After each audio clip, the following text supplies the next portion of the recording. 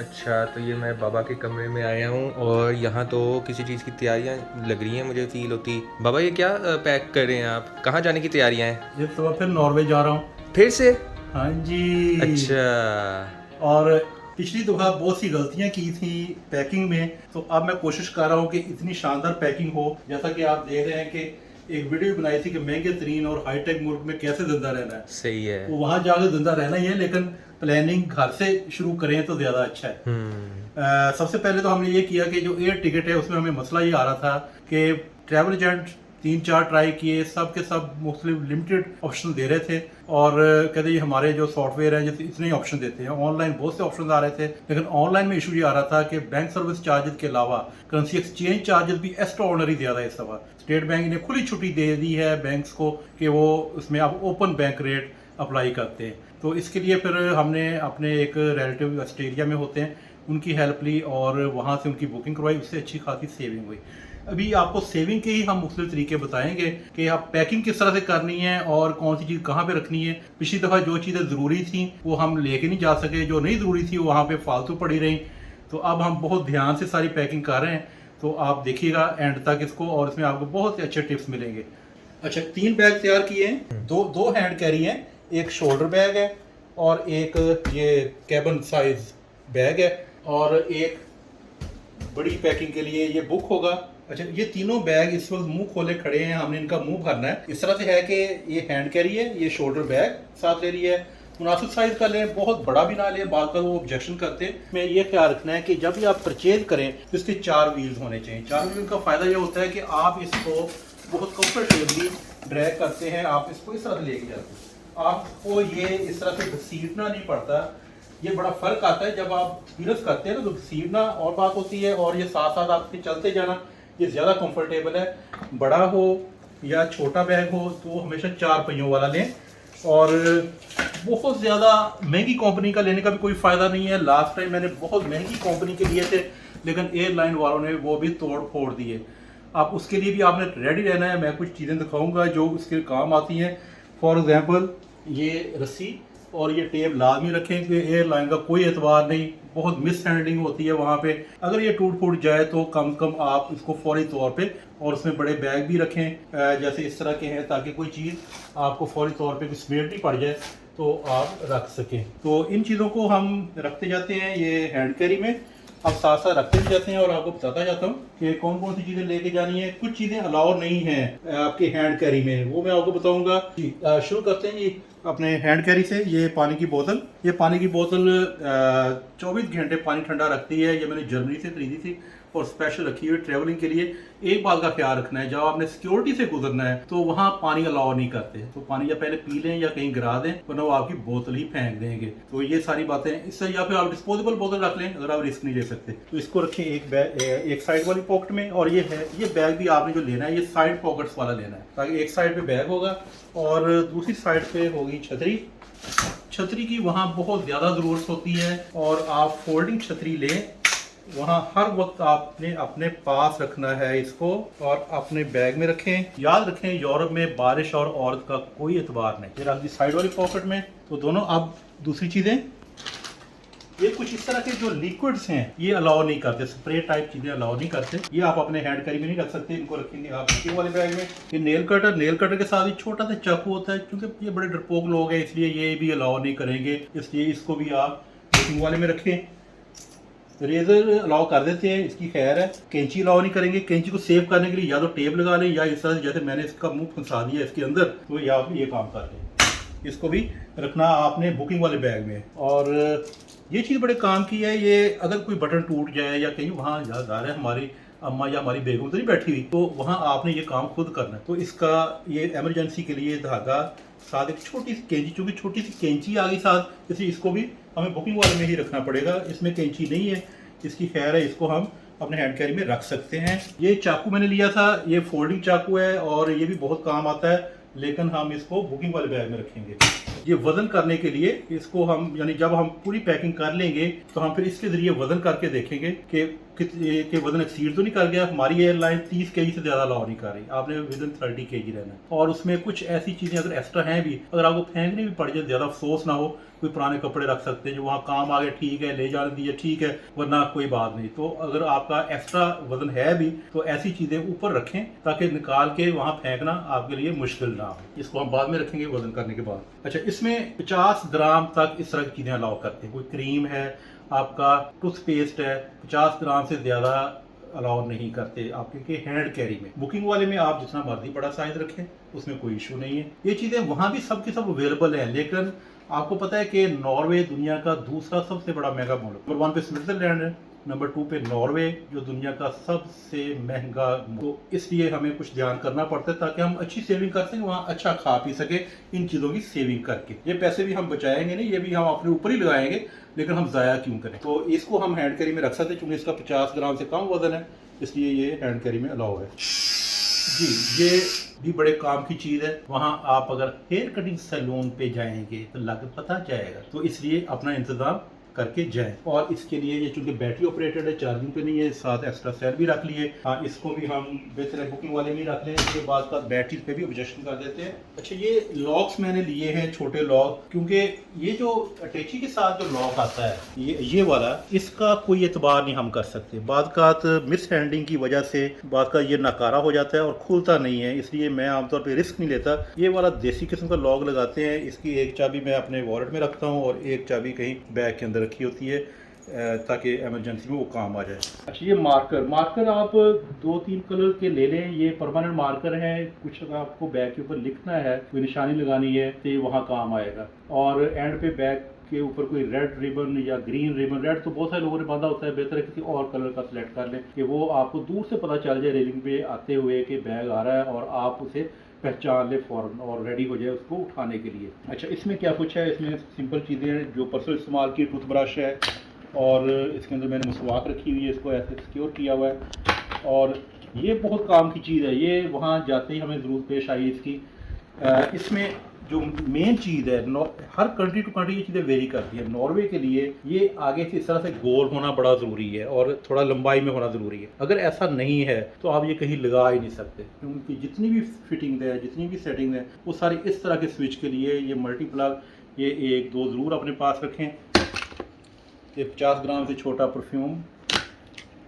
कंघी, अब कंघी आप हैरान होंगे, कंघी मुझे कहाँ पे चाहिए? ये खारिश करने के लिए भी चाहिए होती है, और लेकिन अब तो मैं माशाल्लाह दाढ़ी के लिए भी यूज़ करता हूँ इसको, तो ये तो बहुत ज़रूरी है मेरे लिए। अच्छा, ये यूनिवर्सल प्लग है, ये हर कंट्री के लिए वैसे उन्होंने डिज़ाइन किया हुआ है, वहाँ भी ये काम आना चाहिए। इसकी आगे मुख्तलिफ शेप्स हैं और इसको हम रिप्लेस कर सकते हैं इन तीनों के साथ, क्योंकि हर कंट्री, पाकिस्तान में तो मौजे है ना, उन्होंने ऐसी सॉकेट बना दी है जो हर तरह के प्लग को ले लेती है, लेकिन बाहर कंट्री में सिर्फ एक ही टाइप होती है। जैसे ये ऑस्ट्रेलिया के लिए है, ये यूके के लिए है और ये नॉर्वे के लिए है, तो मुख्तलिफ कंट्री पे, और ये जापान के लिए, ये मुख्तलिफ कंट्रीज़ की मुख्तलिफ रिक्वायरमेंट, और वो फिक्स है, आप कोई और लगा ही नहीं सकते, ये मसला है। इसलिए ये यूनिवर्सल किस्म का है, ये भी ज़रूर रखें साथ अपने। ये ब्रिल क्रीम, ये ब्रिल क्रीम या इस तरह की मिलती जुलती कोई और क्रीम मैं पूरे नॉर्वे में ढूंढता रहा, मुझे कहीं से नहीं मिली। इस दफ़ा मैं अपनी खुद लेके जा रहा हूँ, लेकिन अब ये चूँकि थोड़ी यूज़ हो चुकी है, यानी ये सील नहीं है, बेहतर है सील लेके जाए, लेकिन अगर सील नहीं है तो अपने पास इस तरह के कुछ सील बैग ज़रूर रखें जो सील हो जाते हो, इसके अंदर डालें, और ताकि ये लीक ना कर जाए और लीक करके आपके कपड़े वगैरह ख़राब ना करे। वैसे ये एयरलाइन की रिक्वायरमेंट भी है, इसके बगैर वो जाने भी नहीं देते, तो ये इंश्योर करते हैं। अब लेकिन ये चूँकि 50 ग्राम से ज़्यादा है, मैं अपने हैंड कैरी में नहीं रख सकता, इसको बुकिंग वाले में ही रखना पड़ेगा। जी हाँ, ये बोतल खाली बोतल है, ये सबसे ज़्यादा काम की चीज़ जो जाते ही वहाँ आपको ज़रूर पेश आनी है। जी हाँ, किसी वॉशरूम में कोई मुस्लिम शावर नहीं है, वो मुस्लिम है ही नहीं तो शावर कैसा? ये आप अपने हैंड कैरी में भी रख सकते हैं, क्योंकि ये खाली है, इसका कोई मसला नहीं है। अच्छा, ये पावर बैंक बहुत काम की चीज़ है, क्योंकि मोबाइल का इस्तेमाल बहुत ज़्यादा होता है, ट्रैवलिंग में होते हैं, लंबी ट्रैवलिंग है तो बैटरी बड़ी जल्दी ड्रेन होती है, तो ये पावर बैंक लाजमी अपने साथ रखें, पूरी तरह से चार्ज करके ले जाएं। ये मुझे लकीली सोलर पावर के साथ भी मिल गया, सोलर पावर और इलेक्ट्रिक पावर ड्यूअल चार्जिंग है इसमें। अगर आपको किसी भी किस्म का मिल जाए, ये साथ ज़रूर रखें। इसको भी कोशिश करें कि ये मेरा ख्याल रख सकते हैं हैंड कैरी में।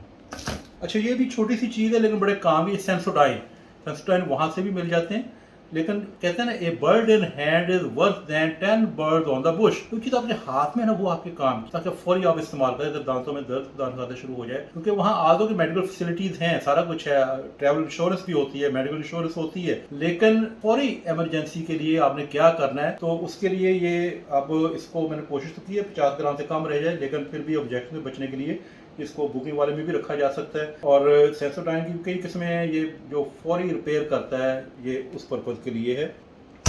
आल्दो कि अब मास्क की पाबंदी नहीं है, लेकिन पता नहीं चलता, लास्ट टाइम हम जर्मनी गए तो रेलवे में सिर्फ थी, एयरलाइन में कहीं नहीं थी, बाहर कहीं नहीं थी, लेकिन रेलवे में स्ट्रिक्ट थे और बार बार अनाउंसमेंट भी कर रहे थे कि मास्क जरूर रखें। इसलिए एहतियातन मास्क अपने हैंड कैरी में लाजमी रख लें और कैप ज़रूरत। अच्छा, ये एक बहुत काम की चीज़ है, बहुत लाइट सी है, लेकिन बारिश से बचने के लिए अगर तेज बारिश है तो आप इसको फौरी तौर पे अपने बैग में रखें, शोल्डर बैग में रखें और फौरी तौर पे आप ऊपर पहन सकते हैं। हम ऐसे मुल्क में जा रहे हैं जहां आजकल मौसम इस तरह का है जैसे हमारे यहाँ सख्त सर्दी होती है, यानी जनवरी फरवरी का, यानी दिन के वक्त बाद का टेम्परेचर 14-15 भी हो जाता है, लेकिन रात को माइनस हो जाता है। तो हमें हर तरह के वेदर के लिए तैयार रहना है। वहाँ भी चूँकि आउटिंग करनी होती है तो इसलिए बेहतर है कि ये अपने बैग में परमानेंट रख लें। और जानमाज वहाँ पे अवेलेबल नहीं होगा, ये भी आपने साथ लेके जाना है और इसको भी अपने हैंड कैरी में रख सकते हैं, जहाँ भी ज़रूरत हो इसको इस्तेमाल करें। अच्छा ये आ गया अब चार्जर। बाद हम लैपटॉप तो ले जाते हैं, लेकिन जल्दी में चार्जर रखना भूल जाते हैं, चार्जर मैं पहले ही रख लेता हूँ इसके अंदर, और लैपटॉप अपना पूरी तरह से चार्ज करके रखें।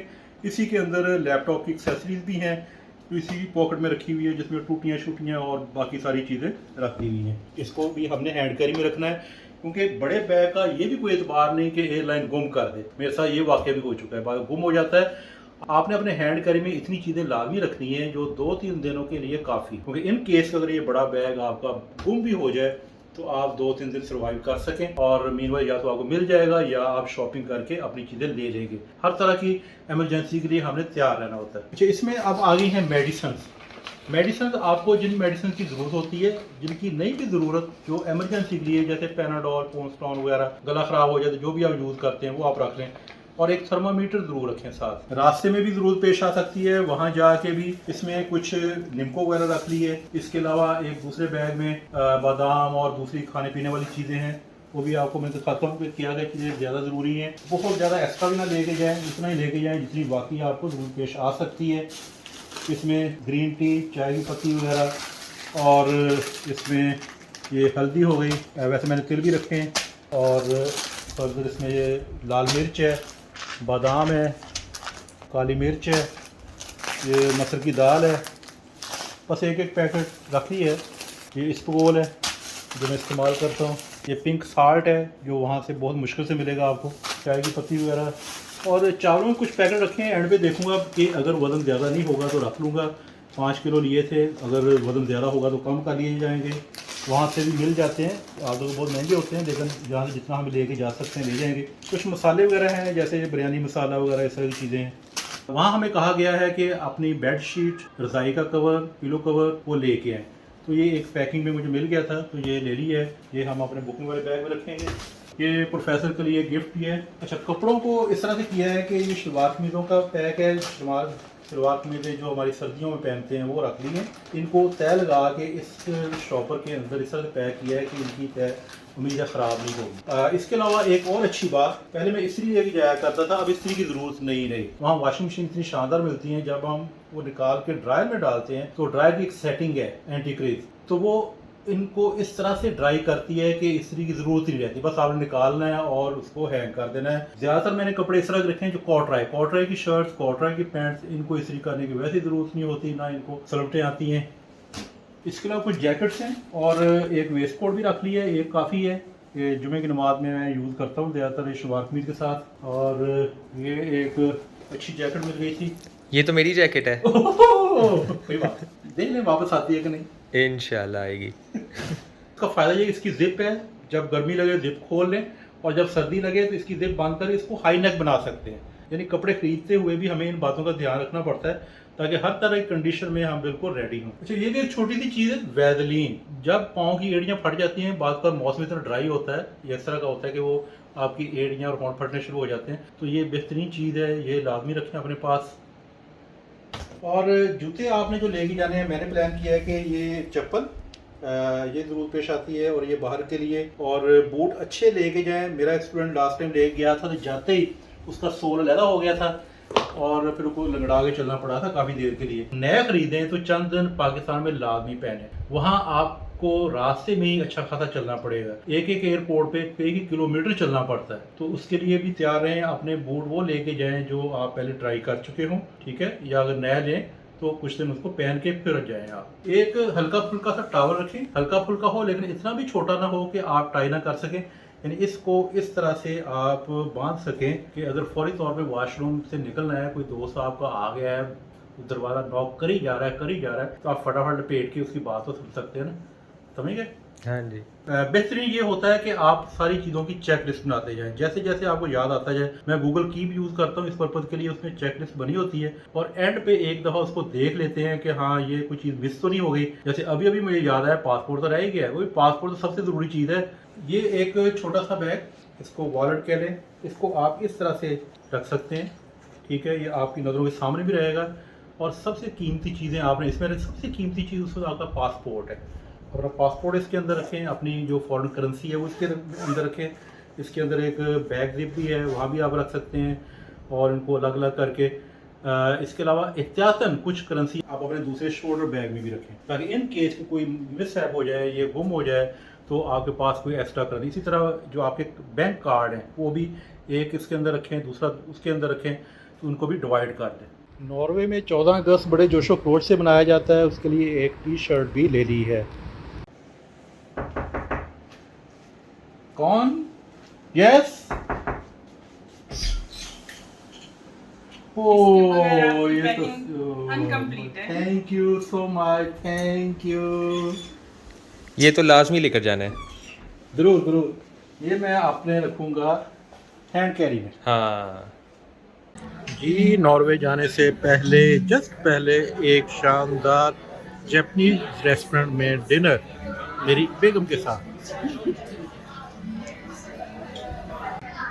یہ جو آپ کو ایک گرین سی شہر نظر آ رہی ہے یہ والی، اس کو کہتے ہیں وسابی. یہ جیپنیز ہی کھا سکتے ہیں.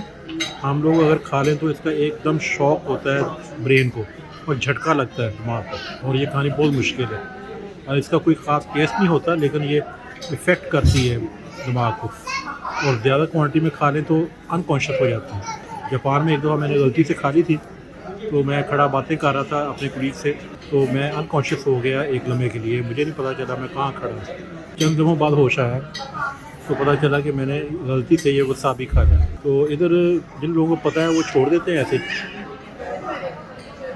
اور یہ ساری تیاری کے باوجود بھی آپ نے اپنے بزرگوں کی دعائیں لے کے گھر سے نکلنا ہے. بلیسنگ ان کی ہوگی، اللہ تعالیٰ کی ہوگی، اور ہمارا اور آپ سب کا سفر اچھا گزرے، ہم سیفلی واپس آئیں. اچھا جی، اپنا اور دوسروں کا خیال رکھیں. Take care. اللہ حافظ.